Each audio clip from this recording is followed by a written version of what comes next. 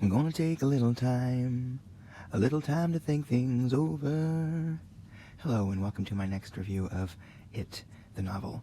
I am speaking quietly today because I'm currently recording this in a home where people are sleeping, so I'll have to be a little bit more quiet with my review today, but I'm still going to be getting on with it. This chapter is called Chapter 10, The Reunion, and if I'm speaking very softly and deeply and ominously, I'm very tired. I'm very sorry. So, okay. In this chapter, we did get something different because Bill and all the other people are finally getting together as adults, minus Stanley, who died in the beginning of the book. Last chapter I had said that I really wanted to change up the format this time, and we are actually getting that this chapter, because rather than having a person start out as an adult and then going back to the 50s, we are having them all meet together as adults. So what I'm going to do for this review is I'm going to talk about basically the chapter as a whole and what I thought of it, the basic synopsis, and then I'm going to go back and talk about individual things and refer to my notes. So, overall, I liked the format of this chapter a lot. I liked it because for the vast majority of the chapter, we did not get anything that had to do with horror. It was mainly talking about events from the past and how they related to now. We're sort of getting more answers now. All of the people, the 5 main characters, I think it's 5. Yes, it is 5, because we had 6 phone calls minus Stanley. I think that's 5. And we get little stories here and there of what's been going on with these 5, and eventually they do get back together. And we get some discussions about how the monster was beat the first time. Not necessarily how, but the circumstances surrounding the monster being beat. So, all of them are meeting together at a restaurant, and they start talking, and they have little things where they start reverting to their original selves, sort of. Richie goes to push up his non-existent glasses. He starts making more jokes, and of course I always notice Richie the most because he's my favorite character. Ben recounts stories about how he lost weight. Bev is still not being transparent about what's going on with her relationship, understandably. And for the vast majority of this, we're just getting little stories about what happened in Derry before they eventually faced Pennywise, who is named in this chapter. We learn about some of the disappearances that happened recently. We learn about, again, we kind of reference back to the murder of Millen. It was the guy from chapter 2.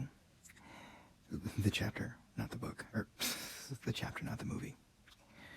And we get stories that basically point to the fact that these disappearances and these tragedies and these murders or bodies found, these incidents have been happening ever since the town was founded, since the inception of Derry. That was a very interesting concept.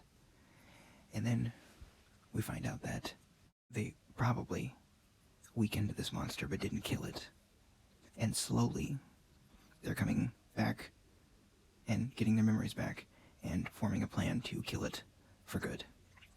I do have a fan theory I need to talk about right here, so I guess I can put a warning in the comments about what timestamp is when I'm done talking about this theory, just in case it ends up being correct and you don't want a spoiler that way. But I'm going to talk about this fan theory that I have. It's not even a fan theory, it's just a theory I have as a person who hasn't read the rest of the book. Okay, so here's the theory. My theory is that Pennywise almost died the first time, and Pennywise is storing the memories of how that happened, because as the kids moved away from Derry and Pennywise slowly started to gain power again, he started to take back their memories and kind of store them in close proximity to Derry, if that makes sense. Because I think that's the reason why only Mike remembers these things, and also why at first they could retain memories of one another. Pennywise does not want to be defeated again. This is why anything that happens in connection to Pennywise is mostly forgotten. Bill forgot Georgie, Richie forgot Bill, and so on and so forth. And things just start crashing back to them slowly as they're adults and they return back to Derry. But I think that's why. Because anything that they remembered with reference to each other, or to Pennywise or the town or these stories, could lead them to the conclusion about how to successfully beat him the second time. And that's why these memories have slowly been stolen over the years, as he's gained more power, and then he's planning a resurgence, which would be happening in the present tense in the book. That's my theory. So with reference to that, we get some very chilling scenes with, I wouldn't say chilling, but we get some very impactful scenes with the adults slowly remembering things and just sort of the PTSD, and this is all sort of happening to them at different times. And it's sort of decided that for all of them it started alone, and they need to go and be alone in their individual places in the town. And Bev even asks, why should we do that? Why should we separate ourselves? Wouldn't that make us more vulnerable? But I think Mike, or it's either Mike or Bill, says something to the effect of, it started for all of us individually, and if we were all together, that might be too much for us to handle. I think it was something like that. So we go through most of the chapter just hearing about these things, and I was naive enough to think that at the end of the chapter, we were going to end without any horror. Boy, was I wrong. They all get together. They're sitting together at this restaurant, and they decide to get some fortune cookies, and they break the fortune cookies, and various disgusting things come out of them. For Bev, it's blood. For Bill, and I don't remember, Bill and someone else, they are bugs, and that I was eating, by the way, when that happened, so that was not pleasant for me. And I think for Richie it was an eye popped out of his fortune cookie, and it says that they all broke them away from them and not in their mouths, because it's like they all knew that this was going to happen. But it's really cool how they sort of don't let it faze them in the way that they could. It freaks them out for sure, definitely, but one of them makes the remark, this is just Pennywise back up to his old ways, or the monster back up to its old ways. And they just go about their business because they're not little kids anymore and they've dealt with this before. That's really cool, and it seems more realistic. I'm glad that they're not just outright terrified all the time, to the point of, being incapacitated to handle the situation. So all of that I liked. And we sort of end with them going to be on their own, and I'm curious to see what happens next. So now I'm going to go through and talk about some individual things that happened in this chapter. So we get a lot of little tidbits in this chapter, but the first thing I want to talk about is that we learn that eventually, or not eventually, but at some point in the past, something bad happened with a guy named Patrick Humboldt and with Mike Hanlon in the gravel pit by the dumps, by the dump, and it involved the bird and a refrigerator. So I'm assuming we're going to be still traveling back to the past, and we're going to, well, actually that's pretty much a definite, because we're going to have to learn what they did the first time to try to beat Pennywise. But that's going to be something we're going to get in the future, and it's going to be something interesting to listen for and watch out for. This chapter talked about presents in the restaurant they were at. There were the 6 of them, but it said Bill felt like there was a 7th presence in the room. And it was talking about what that was. Was the 7th presence the camaraderie, or was it the monster, or what was it? That was very interesting. It also talked about whether they remembered their true selves. It said, did part of them stay in Derry? Is that why their memories were gone? And that was a cool little thing that they threw in. It mentioned the sentence about Bill feeling like he was coming home for good, which is double meaning. Bill was talking about accepting the inevitable fact of his own death. So is he talking about sort of that he will die eventually, or that he's going to die doing this? Again, we don't know.